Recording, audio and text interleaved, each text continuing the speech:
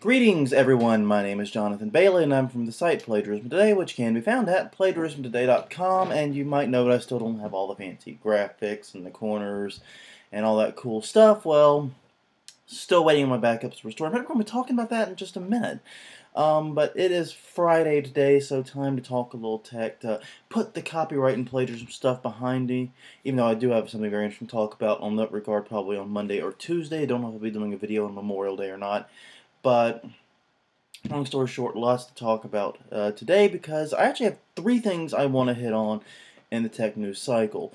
Two of them are related to my recent disaster where I lost my MacBook Pro and had it replaced with a new one.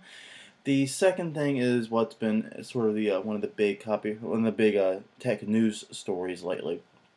So let's get the two disaster-related stories out of the way first, or items, I should say, not really stories, but... First, we have the MacBook Pro.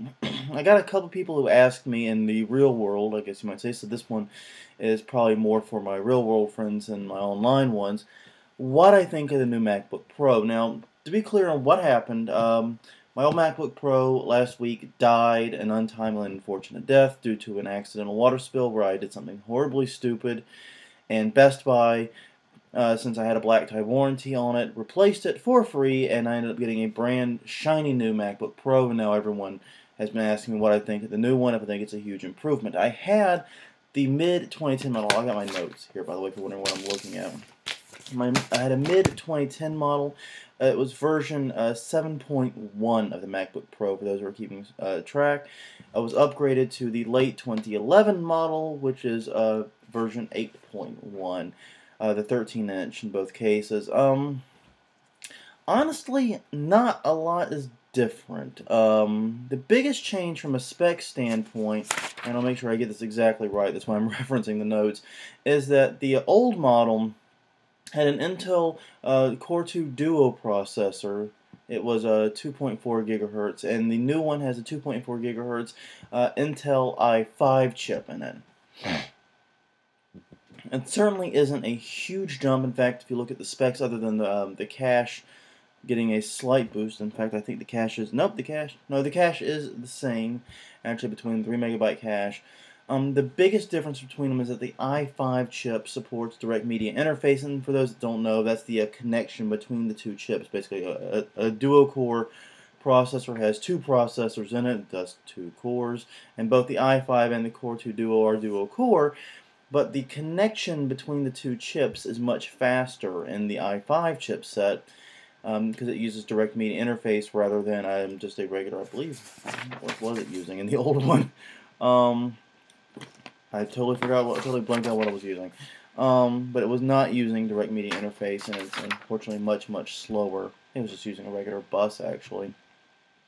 As a result, even though your chip speeds are not increased in any way, in fact they're pretty much identical, there's at least the potential for more horsepower there. And I will say that I've noticed more speed, more power, especially when I'm doing things like processing this video here. It does seem to be moving a lot more quickly.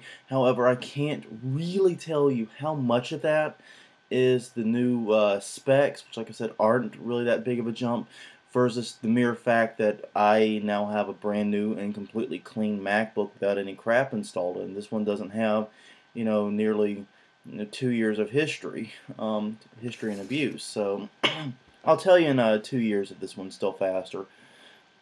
But right now it does feel significantly faster. But the main user-facing things are one, I have a new hard drive in it. It's gone from 250 gigs to half a terabyte, 500 gigs, and also the iSight camera that I'm talking into is all 720p and widescreeny and correct format. Now the old one was definitely not. Those are the two user-facing changes. Other than that, nothing new. I was already on OS X Lion. Not really noticing any changes there. Looking forward to upgrading to Mountain Lion shortly, but it's all in all the same computer. It's really not a huge upgrade. I'm going to be curious to see, we're probably coming upon this fall, the new MacBook Pros being released. I'll be interested to see what they do. There's talk they might have like a Retina display or something. That'll be a different story. But all in all, this one is not that much different from the old one. The second thing I wanted to touch on was Backblaze. Backblaze has been my savior in this whole incident. At least it probably will be. The problem I'm having right now is that, well, basically what Backblaze does is it takes your computer and it backs up all your data to the cloud. Every smegging file you have is up in the cloud, and it's just whenever you have something catastrophic happen, like you spill water on your computer, you simply go and retrieve it and re-download it. And all the data was there, everything's fine, everything will be backed up eventually, but I am having a tremendous problem getting my data restored. And I should have known I was in trouble. I mean, a little bit foggy today. But the problem was, whenever I went to go do the restore, Backblaze warned me. I was trying to restore all the things, and Backblaze warned me that trying to restore 120 gigs of data was not wise. I should try to do it in 20 gigabyte chunks or something else. And I ignored the warnings and continued anyways. Maybe I shouldn't have. It's been about 2 days now, and I've barely gotten half of the download complete. The problem is that even though I'm using the Backblaze downloader, which is what they advise you to do for these large downloads, it is stopping and starting seemingly at random. It's only running about a quarter, maybe half the time, because it loses connection with the data center, and then it just gives up. It doesn't try to restart, it doesn't try to re-sign in, it doesn't do anything but just stop and die, and that's really frustrating because I've got a lot of data in there, like the template for this video series that I need to get at, and I can't because the zip file isn't finished downloading. So maybe I should have done smaller chunks. Maybe I should have downloaded the audio for the podcast and the setup for this first, and then come back and gotten the rest of the data later, but I didn't, so I'm paying for it now. I'll be doing podcast editing without some of the critical audio files a little bit later today. But all in all, I still recommend Backblaze, but when it warns you about that 20 gigabyte limit, threshold limit, listen to it. And it's not because it's actually better on them. It's truly better for you, but mostly because Backblaze's download keeps stopping and starting. And it's really unfortunate. If they would just set up that downloader app to automatically restart cease downloads, I wouldn't have had this problem. I would have been done with the download probably a day ago. And finally, Yahoo Access. I'm not sure what I want to say about this one. They were touting it as Yahoo's new browser yesterday, and I tried it out, very curious to see what Yahoo was doing in the browser market. They're not really doing anything there. It is a browser on the mobile phones, on iPad and iPhone, but it is not a browser on the desktop. It is a desktop extension that, while what I think it does is pretty cool. I like the visual search. I like the way that you type in something and it pulls up the thumbnails of the site and it shows it to you in a very unique new way. I wasn't that impressed with that. I didn't like the fact the search box was in the lower left-hand corner. Yeah, left hand for you guys is to my right. I did not like the fact that it was in the lower left-hand corner.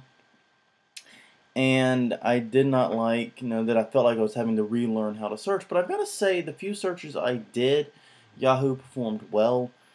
But I guess during like a day and a half of testing of it, I realized that I just don't really Google that much. I know the sites that I visit. I probably only, Google or search for a few things per day.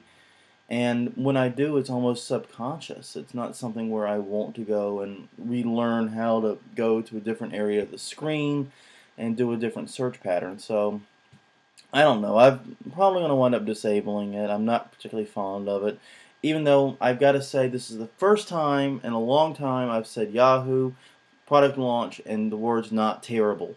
It's definitely not terrible. I don't know if it's going to be enough to bring Yahoo back to prominence. I severely doubt that. But it's something new. It's something innovative. It doesn't suck.